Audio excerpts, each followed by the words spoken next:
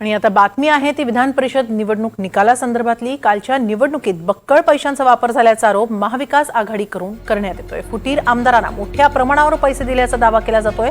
फुटीर आमदारांना पैशांचा आमिष दाखवल्याचा आरोप झालाय। फुटीर आमदारांना 2 एकरची जमीन देण्यात आल्याचा आरोप संजय राऊतांनी केलाय। शेअर बाजाराप्रमाणे आमदारांचा भाव वाढत असल्याचे राऊत म्हणाले।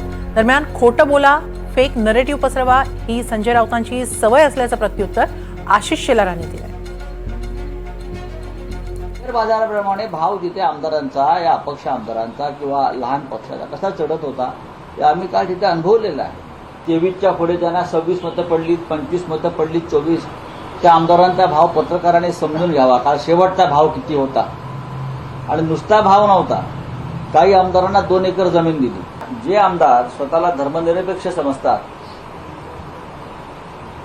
समाजवादी विचारांचे समजतात असे अनेक लोक आहेत। कालच्या आमदारांचा भाव जो फुटलेला आहे हा 20 कोटीपासून 25 कोटीपर्यंत। पण ही निवडणूक साधी नव्हती, ही निवडणूक सोपी नव्हती, ही निवडणूक पैशाची होती। ही निवडणूक धनशक्ती विरुद्ध जनशक्ती ही अशाच प्रकारे होती। मला वाटतं संजय राऊत फेक नरेटिव्हचे बादशाह आहेत। आमची तर माहिती आहे त्यांची 16 मतं जी शिवसेना उभाटा गटाची ती टिकवण्यासाठी सुद्धा त्यांना लक्ष्मी दर्शन झालं तरी 2 मतं कशी फुटली।